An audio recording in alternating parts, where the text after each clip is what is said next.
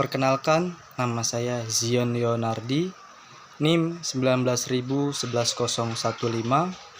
nomor absen 28, kelas D, Ilmu Dakwah. Di sini saya akan menyampaikan materi yang berjudul Silaturahim dalam kondisi pandemi. Bismillahirrahmanirrahim. Assalamualaikum warahmatullahi wabarakatuh. Alhamdulillahi rabbil alamin. Wassalatu wassalamu ala asrofil mursalin Sayyidina Muhammadin wa ala alihi wa sahbihi ajmain. Amma ba'du. Marilah kita panjatkan puji serta syukur kita kehadirat Allah Subhanahu wa taala yang mana telah memberikan kita berbagai macam nikmat sehat walafiat, nikmat panjang umur, dan yang paling besar yaitu nikmat iman dan Islam, yang mana nikmat yang Allah berikan tidak dapat kita hitung satu persatu. Sholawat seiring salam mari kita curahkan kepada junjungan kita baginda Nabi besar Muhammad SAW, yang mana rela bermandikan darah, berhujanan anak panah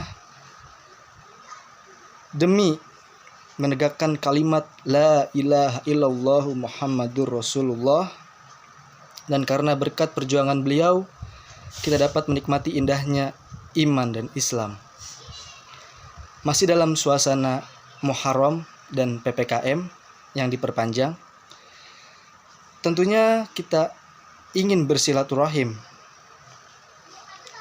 rindu akan kebersamaan, perkumpulan, canda dan tawa, yang mana seolah-olah mengharuskan kita berkumpul di dalam satu tempat.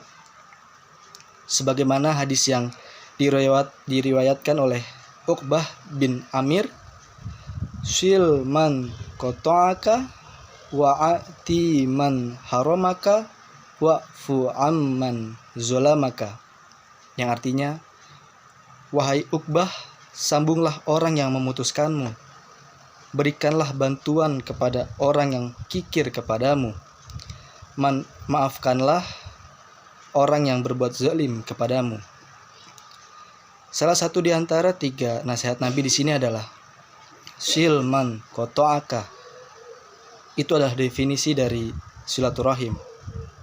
Karena banyak dari kita yang beranggapan bahwasannya silaturahim itu dengan bertamu, silaturahim itu dengan ketemu, silaturahim itu dengan kumpul-kumpul, silaturahim itu dengan makan-makan.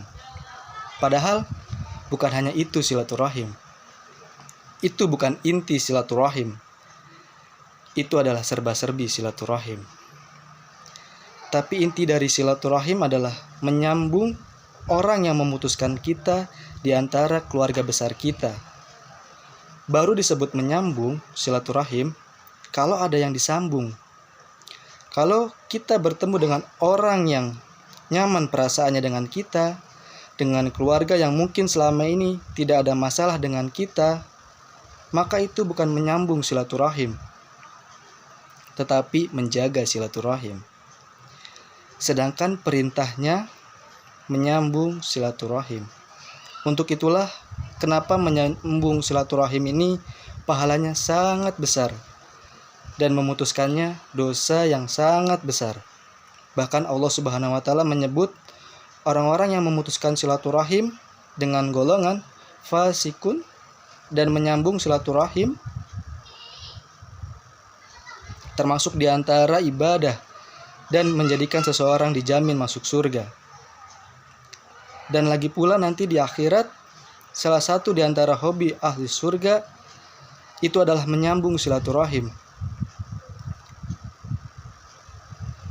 Yang mereka di dunia mungkin selama ini bermusuh-musuhan, tetapi kemudian sudah sama-sama bertaubat, maka di akhirat, di surga, mereka akan menjadi saudara.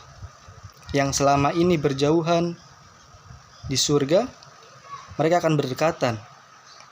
Jadi, silaturahim intinya bukanlah bertamu, sehingga ketika kita sekarang dalam kondisi sedang pandemi seperti ini, ada pembatasan sosial berskala besar, atau mungkin dalam kondisi yang zona merah, mengharuskan kita tidak bisa pulang kampung, kita tidak bisa kumpul-kumpul dengan keluarga ataupun teman-teman gitu.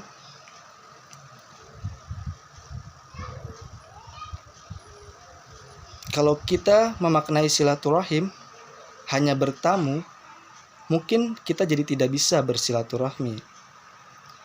Tapi kalau kita memaknai silaturahim itu dengan makna dari hadis Nabi, maka ada banyak jalan untuk menyambung silaturahim. Salah satunya adalah tahabu, beri hadiah. Kita bisa kirim pulsa sebagai hadiah, kita bisa kirim makanan sebagai hadiah, kita bisa kirim barang sebagai hadiah, ataupun kita bisa kirim barang-barang yang apa yang dia suka untuk hadiah, yang tujuannya adalah supaya menyambung kembali orang yang selama ini sudah terputus silaturahim dengan kita di antara keluarga besar kita. Dan yang perlu kita catat juga, silaturahim ini berlaku bukan untuk mantan, karena mantan dia bukan keluarga. Jadi maksud dari silaturahim bukan balikan dengan mantan. Kalau itu bukan silaturahim, yang dimaksud dengan silaturahim itu adalah kita cari di antara keluarga besar kita yang selama ini rame sama kita, yang selama ini ngegap sama kita, yang selama ini diam-diaman dengan kita, yang selama ini kalau kita WhatsApp tidak pernah dibaca, kalau kita telepon di reject, bahkan tidak diangkat teleponnya, yang mungkin bahkan dia sudah ngeblokir nomor kita, yang sudah terputus gara-gara masalah-masalah yang terjadi di keluarga, bisa masalah warisan, bisa masalah beda pendapat, bisa masalah anak, dan segala macam. Kita cari di antara keluarga kita, lalu pada momen Muharram ini, kita coba untuk menyambung kembali silaturahim dengan dia yang mulai renggang dan terputus hubungannya dengan kita. Caranya tadi, beri dia hadiah, beri dia ucapan, meminta maaf, memberi maaf, mendoakan kebaikan. Tolong dia kalau dia membutuhkan sesuatu. Itu yang disebut dengan silman qata'aka. Sambunglah orang yang memutuskanmu. Maka kalau kita menyambung orang yang memutuskan kita di dunia, Allah yang akan menyambung hubungannya dengan kita di dunia dan di akhirat. Karena kalau Allah sudah tersambung dengan kita, semua urusan dijamin oleh Allah Subhanahu wa taala. Itu juga yang dijelaskan pada Quran surat Ar-Ra'd ayat 21 yang berbunyi, wallazina yasiluna ma amarallahu bihi ayyu shola wa yahshauna rabbahum wa yakhafuna su'al hisab, yang artinya, dan orang-orang yang menghubungkan apa yang diperintahkan Allah agar dihubungkan, dan mereka yang takut kepada Tuhannya dan takut kepada hisab yang buruk. Mungkin cukup itu saja yang bisa saya sampaikan. Unzur ma qala wala tanzur man qala. Billahi taufik wal hidayah. Wassalamualaikum warahmatullahi wabarakatuh.